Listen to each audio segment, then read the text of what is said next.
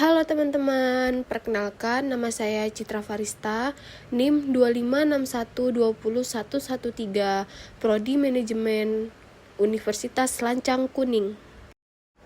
Baik teman-teman semua, di sini saya akan menjelaskan sedikit tentang siklus akuntansi perusahaan jasa.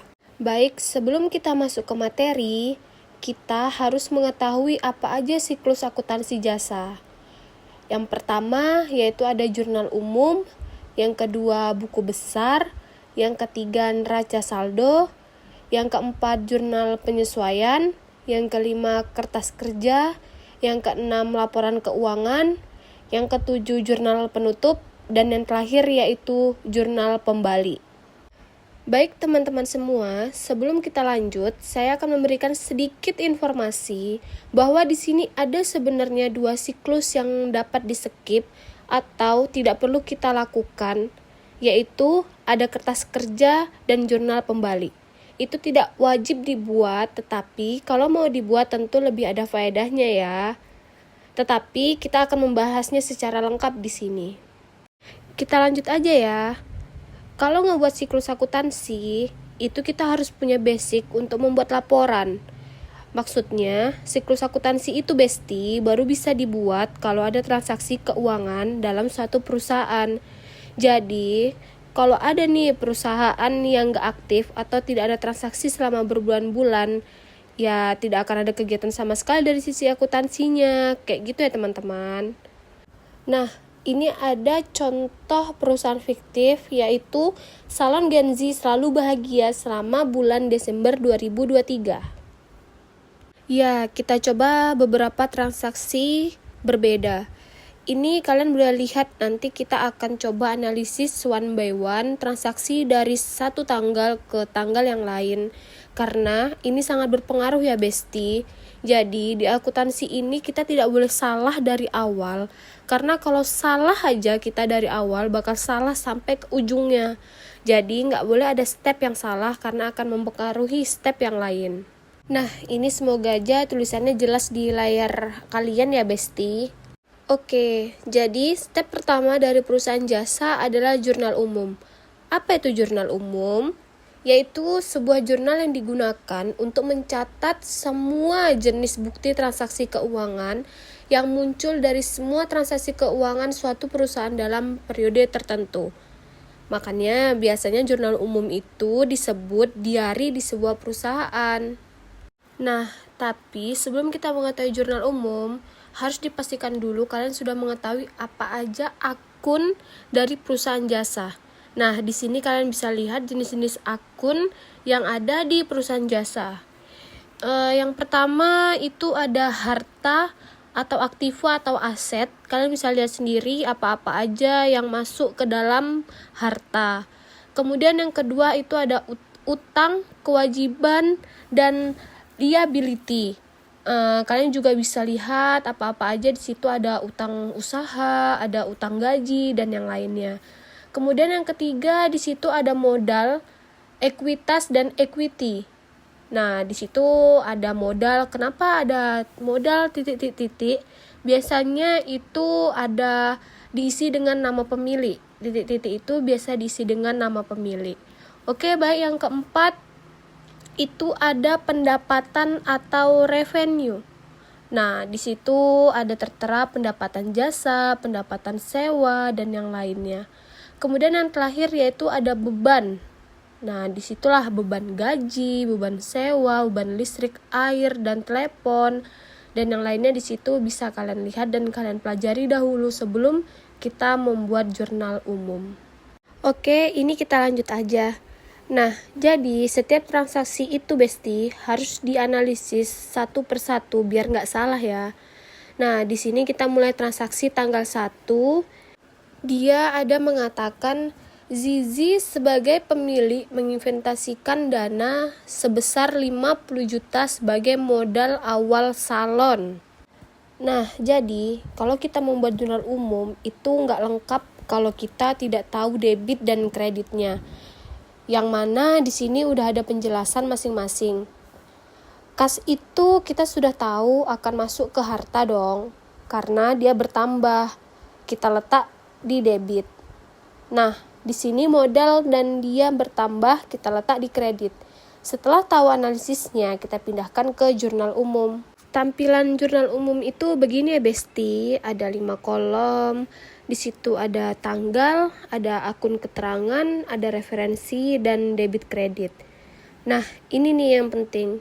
Dalam membuat jurnal umum, harus akun yang dicatat itu di debit dulu, yang ditulis lalu menyusul yang kredit dengan ciri khas kredit itu agak masuk ke dalam. Next, di sini ada tanggal 2, yaitu perusahaan bayar 10 juta untuk sewa ruko selama 4 bulan. Nah, karena kita bayar sewa, berarti uang kita atau kas kita berkurang 10 juta, dan berarti sewa dibayar di muka kita bertambah 10 juta. Di sini saya tidak perlu menjelaskan panjang-panjang lagi ya. Di sini sudah ada analisisnya, kemudian jenis akunnya, semua sudah tertera di sini. Silahkan teman-teman pelajari lagi. Next, kita beli sampo, hair mask, dan lain-lain dengan harga 2 juta. Berarti analisisnya kas berkurang, perlengkapan kita bertambah. Dengan analisis seperti itu, lalu kita tulis yang tadi, debit dulu, lalu kredit. Next, perusahaan membeli peralatan seharga 10 juta, dibayar tunai sebesar 4 juta, sisanya kemudian. Oke, karena peralatan dibeli, berarti peralatan bertambah dong sebesar 10 juta. Lalu, karena kita bayar tunai, maka uang kita berkurang. Kas kita berkurang 4 juta. Dan karena masih ada sangkutan, berarti utang kita bertambah senilai 6 juta. Debit kreditnya diperhatikan baik-baik ya Besti, supaya nggak salah. Oke, mungkin yang agak unik di kasus ini adalah kreditnya ada 2. Nah, gimana tuh caranya mencatat di jurnal? Ya mau ada 10 kah atau 2 nggak masalah, ikuti aja aturannya. Kalau dia kredit ditulis agak masuk ke dalam, dan kalau dia debit sejajar tulisannya dengan peralatan. Simpel kan teman-teman? Next, diterima tunai seharga 3,5 juta atas pemberian jasa kepada pelanggan. Finally dapat duit ya. Baik, di sini kas kita bertambah 3,5 juta dan kita tulis di debit ya teman-teman.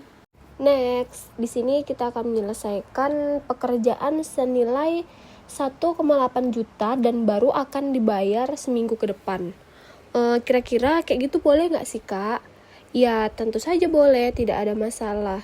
Mungkin Zizi punya teman baik dan dia akan membayar itu di bulan depan, karena ya mungkin anaknya juga tidak akan kabur, itu tidak masalah ya Besti.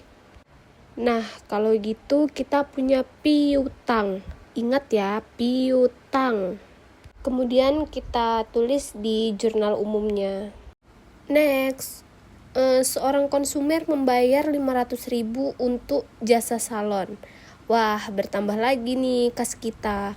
Berarti di sini kas kita bertambah dan pendapatan kita juga bertambah. Nah, ini sudah ada contohnya kalau tidak salah di 2 tanggal sebelumnya. Dan caranya juga sama ya, Besti. Oke, selanjutnya di sini diterima pelunasan tagihan dari konsumen. Hah? Kok tiba-tiba? Sebenarnya nggak tiba-tiba ya teman-teman. Kalian ingat nggak di sebelumnya ada pekerjaan yang sudah kita selesaikan dengan harga 1,8 juta yang dijanjikan akan dibayar seminggu ke depan. Nah, di sini nih dibayar di tanggal 18 Desember. Dibayar lunas ya 1,8 juta. Next, di sini perusahaan membayar 1 juta untuk biaya listrik, air, dan telepon. Baik, berarti kas kita di sini berkurang ya. Terus beban air, listrik, dan telepon kita bertambah karena kita membayar. Next, di sini Zizi mengambil uang perusahaan sebesar 1,7 juta untuk keperluan pribadi. Nah, mungkin ini banyak terjadi ya Besti di perusahaan perorangan. Ownernya mengambil uang untuk pribadi, tidak untuk keperluan salon. Nah, itu dinamakan PREV ya, teman-teman. Berarti di sini kasnya berkurang, PREV-ZZ-nya bertambah senilai 1,7 juta. Alhamdulillah sudah selesai di analisis jurnal umum. Nah, kalian perhatikan kalau ada beberapa tanggal dan kalian bisa ngerekap seperti ini ya. Ini rekapan yang sudah tersusun dan sudah jelas ya. Di sini ada juga yang perlu saya jelaskan, yaitu kita membuat jurnal umum itu kita harus memakai komponen jurnal umum, yaitu harus ada judul laporan, yaitu terdiri atas 3 baris informasi laporan. Kenapa perlu? Karena supaya kita tahu ini laporannya tentang apa, kayak gitu ya teman-teman. Kemudian halaman jurnal itu ditulis di bagian atas laporan supaya kita lebih paham lah dan lebih gampang aja untuk mencarinya. Kemudian yang terakhir itu adalah kolom referensi. Nah, kolom referensi ini kalau di awal memang sengaja kosong ya Besti. Dia akan terisi jika kita sudah hijrah ke step kedua. Nah, finally kita hijrah ke buku besar. Apa itu buku besar?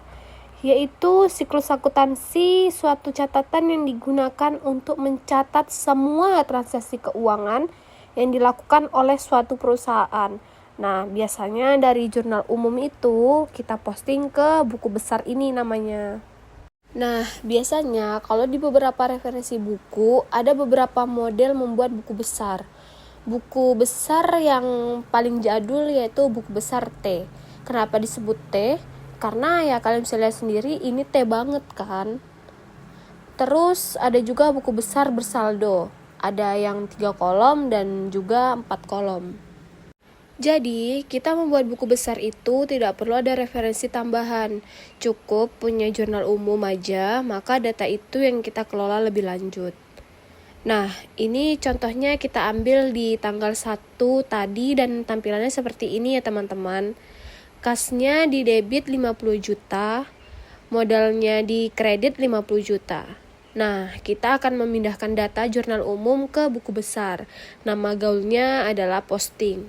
Kita akan posting data JU ke buku besar, tapi spesifik per tahun. Nah, di sini caranya di tanggal ada 1 Desember. Nah, jadi dari JU kita pindahkan ke kas, yaitu di buku besar itu 1 Desember. Kemudian keterangannya kita ambil aja yang enak ya, yang enak mudah dipahami, yaitu modal awal. Kemudian kita pindahkan debitnya 50 juta dan saldonya bertambah di debit yaitu 50 juta. Nah, kemudian kita lanjut posting di modal ya teman-teman. Di situ kita harus menulis dengan modal ya, jadi kita tahu nih ini kas atau ini modal.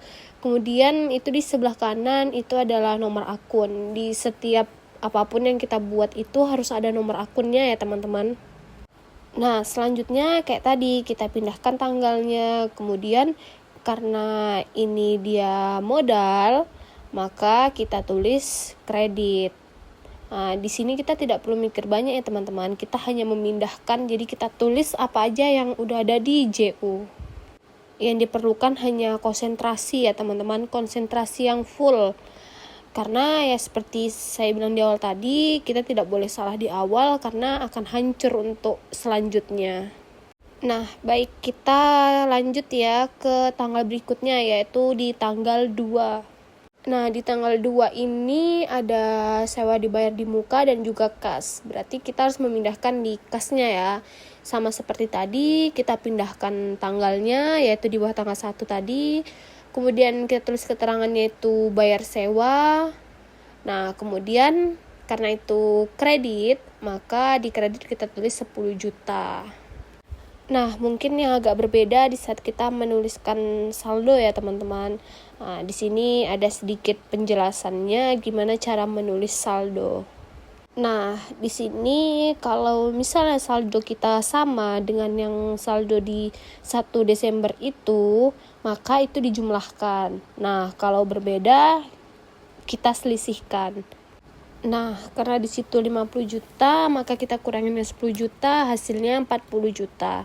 Jadi kita tulis di sini sekitar 40 juta. Nah, ini dia teman-teman, penampakan jurnal umum dan buku besar. Ini yang sudah ada tanda putihnya, yaitu kas ya. Itulah yang kita posting ke buku besarnya.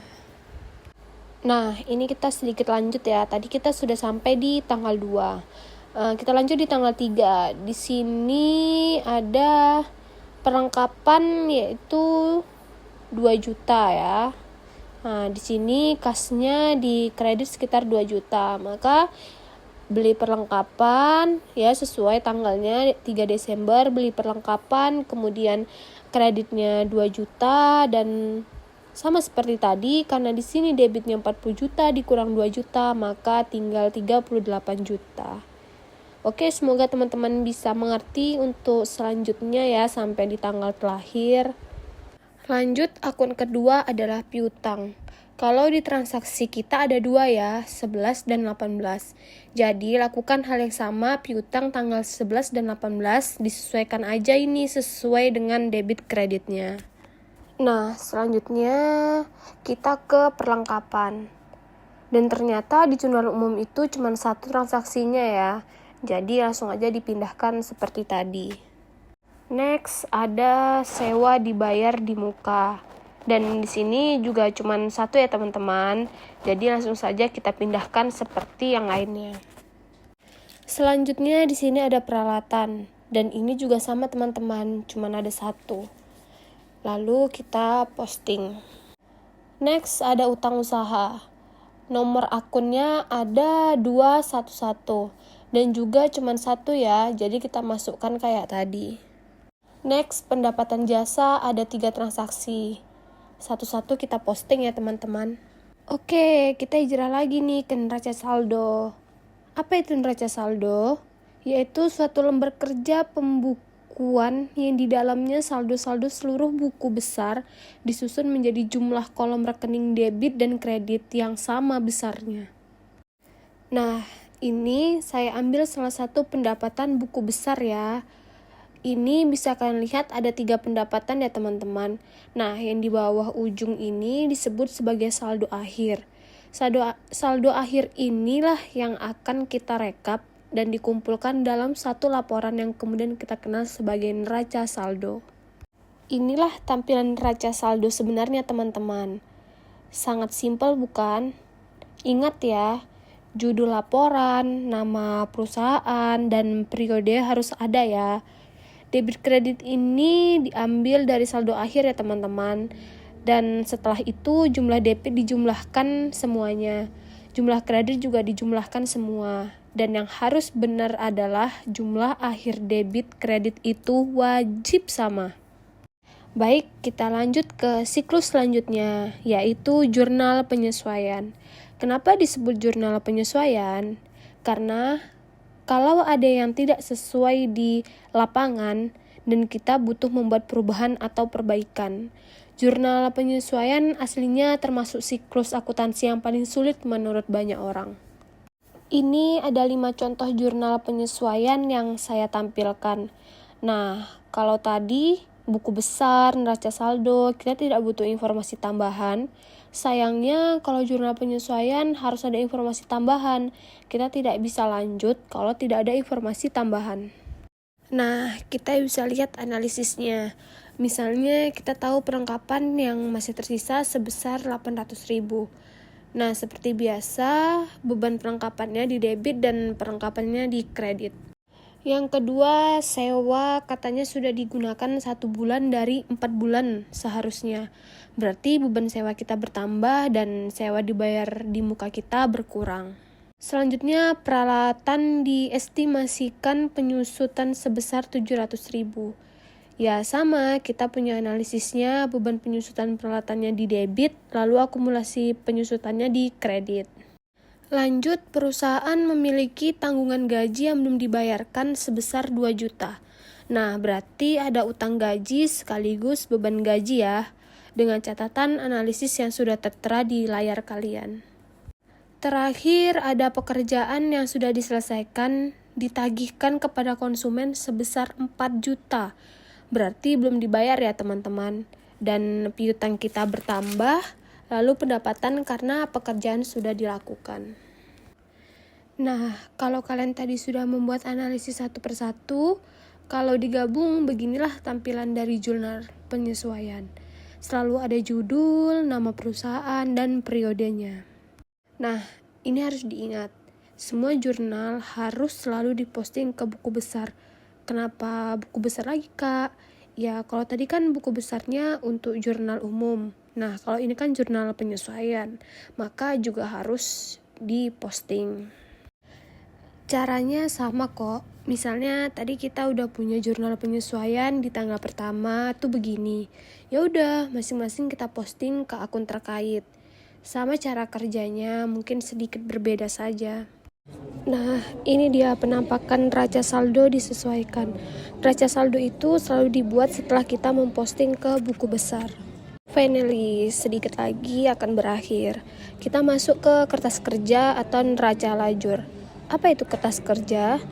Dokumen yang berbentuk kolom yang berfungsi sebagai alat penyusunan laporan keuangan. Ini tadi dia yang saya bilang yang tidak perlu untuk dibuat. Faedah paling pentingnya mempermudah laporan keuangan sih, walaupun bentukannya seperti yang kalian lihat sendiri. Nah, sebenarnya kertas kerja itu biasanya ada 8 kolom, 10 kolom, dan 12 kolom. Ini contohnya ada 10 kolom. Dalam membuat kertas kerja yang dibutuhkan hanya neraca saldo disesuaikan. Kita bisa langsung kopas dari neraca saldo tadi dan tulis di kertas kerja. Setelah membuat kertas kerja, kita akan lanjut ke laporan keuangan. Nah, laporan keuangan sebenarnya ada beberapa jenis ya teman-teman, tapi di sini ada 3 jenis aja ya. Yang pertama ada laporan laba rugi, yaitu laporan yang menyajikan informasi pengeluaran, pendapatan, serta laba atau rugi yang dihasilkan perusahaan selama periode tertentu. Tampilannya seperti ini ya Besti. Jadi kalian cuma mencari berapa pendapatan dan berapa beban. Nah, untuk mencari pendapatan itu kalian bisa dapat di NS disesuaikan atau NS di KK juga bisa. Jadi tinggal di list aja teman-teman. Next, laporan keuangan yang kedua ada laporan perubahan modal, yaitu laporan keuangan yang menggambarkan bagaimana modal berubah dan penyebabnya. Ini menceritakan lika-liku modal pemilik. Tampilannya sederhana kayak gini ya teman-teman. Kita butuh data modal awal, kita ambil dari NS. Lalu laba yang diambil dari laporan laba rugi atau dari KK. Lalu pref yang diambil dari NS disesuaikan. Pref nanti menjadi pengurang dari laba. Kebetulan laba kalau dikurangi pref maka nilainya positif 700.000. Makanya dia disebut penambahan modal. Nah, kalau besok kalian hasil menguranginya minus, ya nggak apa-apa, tapi judulnya bukan penambahan, tapi pengurangan modal. Terus, modal akhir itu didapat dari A ditambah penambahan modal menjadi 50 juta ditambah 700 jadi 5.700.000. Yang ketiga itu ada laporan posisi keuangan, yaitu laporan keuangan yang melaporkan aset, liabilitas, dan ekuitas perusahaan pada saat tertentu. Nah, di sini ada contohnya. Yang sebelah kiri yang warna putih ini ada bagian harta. Nah, terus yang sebelah kanan ini ada utang atau modal. Baik, di sisi harta ini kita pisahkan menjadi 2 ya teman-teman. Ada harta lancar dan juga harta tetap. Di sini harta lancarnya ada 4 ya teman-teman, lalu harta tetapnya ada 3. Kemudian kita jumlahkan. Nah, di sini perlu diketahui ya teman-teman, modal itu diambil dari laporan perubahan modal. Oke, finally kita pindah ke jurnal penutup. Ya, bentar lagi selesai teman-teman. Apa itu jurnal penutup? Jurnal yang dibuat pada akhir periode akuntansi untuk menutup akun pada laporan laba rugi dan akun pref oleh pemilik. Nah, ini dia. Kalau dalam perusahaan jasa cuman ada 4 ya yang ditutup, yaitu pendapatan, beban, laba rugi, dan juga pref. Nah, datanya juga didapatkan dari NSD ya teman-teman.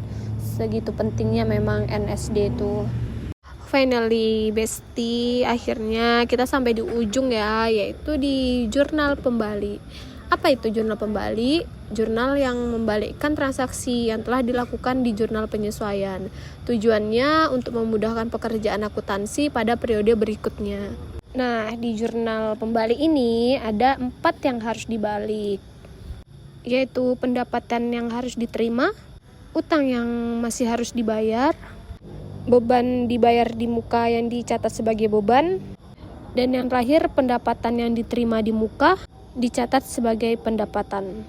Nah, kalau di sini yang dibalik itu kita ambil dari AJP. Nah, kalau AJP-nya salah ya berarti jurnal pembaliknya juga salah. Nah, jadi AJP-nya itu dibalik, yang tadi kalian simpan di debit, ini kalian simpan di kredit, dan begitu sebaliknya.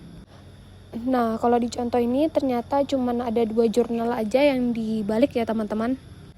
Ingat, harus seimbang, referensi tidak usah diisi dulu. Nah, seperti biasa habis jurnal kita posting Besti. Nah, kalau udah diposting kita lakukan hal yang sama. Nah, yang terakhir setelah selesai memposting, apa yang selanjutnya kita buat? Yap, neraca saldo, yaitu neraca saldo setelah pembalik. Akhirnya selesai juga ya penjelasan singkat dari saya teman-teman. Ya, semoga apa yang saya sampaikan bisa membantu teman-teman untuk belajar. Sekian dari saya, terima kasih.